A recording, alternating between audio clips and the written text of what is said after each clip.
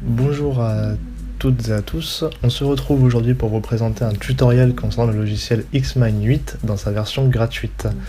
Donc dans ce tutoriel, nous allons voir comment utiliser ce logiciel pour créer vos cartes mentales. À l'ouverture de Xmine, vous avez cet écran qui va être affiché et qui va vous permettre de choisir votre type de carte. Donc vous avez différents types de cartes, les cartes classiques, celles avec un centre et des éléments autour, et également des arêtes de poisson ou des tableaux, ça dépend du type de présentation que vous voulez faire. Donc vous allez aller dans l'onglet modèle. Donc dans le bouton modèle, il y a différents modèles de types de cartes qui sont déjà prédéfinis que l'on peut modifier. Donc là, ça peut être des exemples, ça peut être des bases. Donc dans l'exemple que l'on va voir ensemble, on va partir d'un élément vide en choisissant un type de carte classique. Donc le deuxième élément à choisir, c'est votre thème pour votre carte, donc le format de la carte. Donc vous avez différents formats de cartes avec des présentations visuelles différents et vous pouvez choisir un format qui vous intéresse en sachant que vous pouvez après, pour chaque élément de votre carte, modifier la couleur, le texte ou la forme. Voilà, tout reste personnalisable. Donc nous on va choisir l'élément professionnel et donc nous voilà sur le sujet central. Pour commencer, voici un aperçu de l'interface de Xmine. Donc au-dessus les différents menus, donc le menu fichier pour tout ce qui va être sauvegarde, éditer pour tout ce qui est copier, coller, recherche de texte, voilà, gérer les préférences. Dans le menu voir, en fait, on peut zoomer ou dézoomer. Insérer, c'est tous les éléments que l'on peut insérer sur notre carte. Modifier, ça permet de modifier les éléments de notre carte.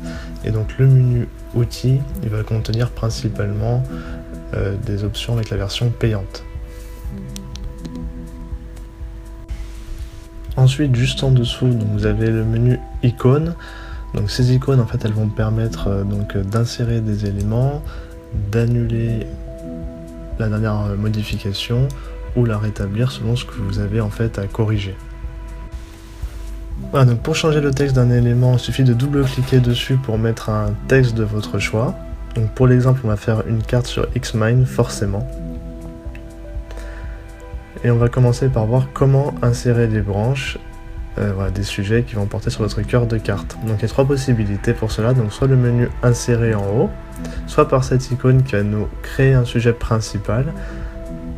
Voilà, donc voilà, c'est ce que je vais faire pour l'exemple. Pour changer le titre, toujours pareil, double-clic sur la fenêtre en question.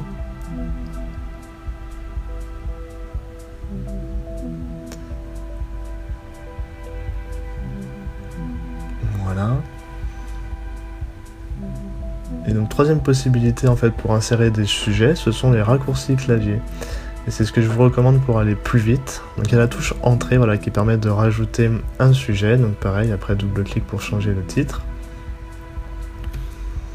Et donc là, tout ce que j'ai créé comme différentes branches, en fait, c'est tous les sujets qu'on va aborder en deuxième partie du tuto. Voilà, c'est vraiment toutes les différentes fonctionnalités du logiciel. Donc le deuxième sujet, ça va être donc les différentes branches, les propriétés, les marqueurs, donc les images,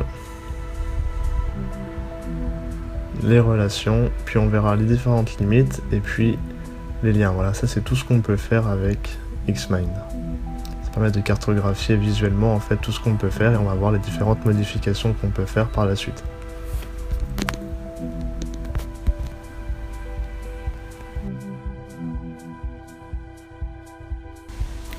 Voilà, donc maintenant que les sujets principaux sont insérés, je vais pouvoir insérer les sous-sujets. Donc pour cela, je clique sur le sujet sur lequel je veux insérer un sous-sujet. Donc là, encore une fois, on a trois possibilités. Par le menu insérer, par l'icône sous-sujet ou par le raccourci clavier insert. Donc pour se déplacer sur notre carte, on peut également utiliser les flèches de notre clavier si on est plus à l'aise comme ça. Voilà, donc pour le centre de la carte, donc en sous-partie, on aura un cœur de carte. Concernant donc les branches, on aura des branches principales et des branches secondaires. Donc là, c'est ce qu'on est en train de faire. On rajoute des branches secondaires aux branches principales.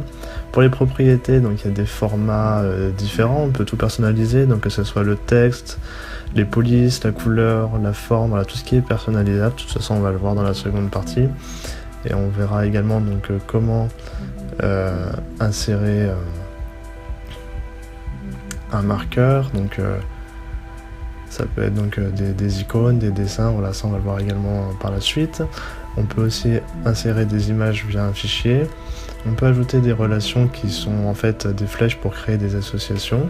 Et on verra comment insérer des limites pour bien mettre en évidence une partie bien spécifique.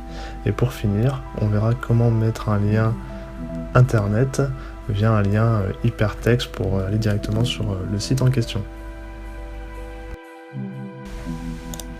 Voilà, donc fin de la partie théorique, place à la pratique. Donc on va voir donc les différentes propriétés que l'on a à disposition pour changer l'apparence d'une branche. Donc on va cliquer sur la branche en question puis sur l'outil format.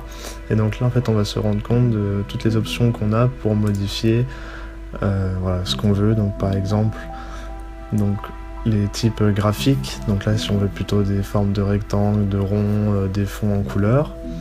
Si on veut augmenter la taille de la police, si on veut mettre en caractère gras, voilà, toutes ces choses-là qui sont personnalisables, ça sera dans cet onglet-là pour la partie visuelle. Voilà, donc ensuite les marqueurs, donc ce sont des icônes que l'on peut rajouter à différentes branches de notre carte. Donc pour cela, il faut sélectionner la branche, aller sur l'onglet marqueurs et ensuite on rajoute celle que l'on veut. Donc ensuite pour supprimer, voilà, clic droit sur l'icône en question et on fait supprimer. Donc pour insérer une image, il suffit de cliquer donc sur image, insérer une image depuis un fichier. Donc là vous choisissez l'image en question et voilà, elle va apparaître directement sur le logiciel. Et vous pouvez recommencer autant de fois que vous voulez, sans limite. On va voir désormais comment rajouter une relation pour faire des associations entre différentes branches. Alors en fait, on va sélectionner l'élément à partir duquel vous voulez ajouter une relation. On clique sur l'icône relation. Et maintenant on clique sur l'élément où vous voulez terminer votre relation, tout simplement. Alors maintenant on va voir les limites, donc ça va permettre de mieux délimiter notre branche. Donc on peut cliquer donc, sur l'icône limite, et ça va nous servir à mettre en évidence donc, toute la branche.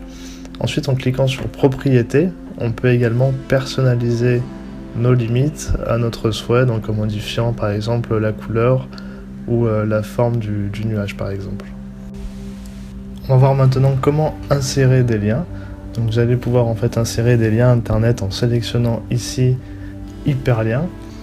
Voilà, donc par exemple en allant sur le site donc, de l'Hydrac, je récupère l'URL, je le mets donc sur le logiciel et donc automatiquement on a un hyperlien qui va apparaître et donc avec un simple clic on va pouvoir voir le site de l'Hydrac par exemple.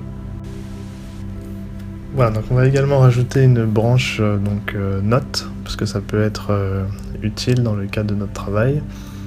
Donc en cliquant donc, sur cet onglet notes, voilà, il y a une grande fenêtre qui va s'afficher.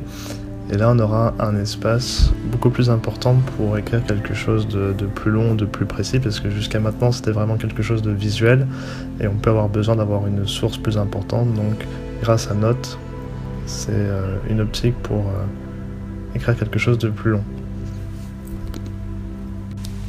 On va également créer un titre pour avoir une mise en forme plus sympathique. Donc on va double-cliquer en fait dans une zone libre. Et donc là, on va avoir un petite interface qui va s'ouvrir. Et dessus, en cliquant insérer image, on va pouvoir insérer une image de notre choix, que ce soit un logo, peu importe. Voilà, comme ça va d'avoir un titre sur notre présentation. Et voici donc le résultat final de notre mind mapping sur Xmine. Donc voici la représentation visuelle de ce que je pense être donc, les composants donc, de Xmine. Donc voilà, c'est un peu plus visible, un peu plus schématisé que des simples tableaux. Ça va être la grande utilité donc, de ce logiciel. Donc ce tutoriel touche à sa fin. Nous avons vu comment insérer les différents éléments sur votre carte Xmine et comment les personnaliser. Donc j'espère que ce tutoriel vous sera utile par la suite. Merci pour votre attention et à bientôt.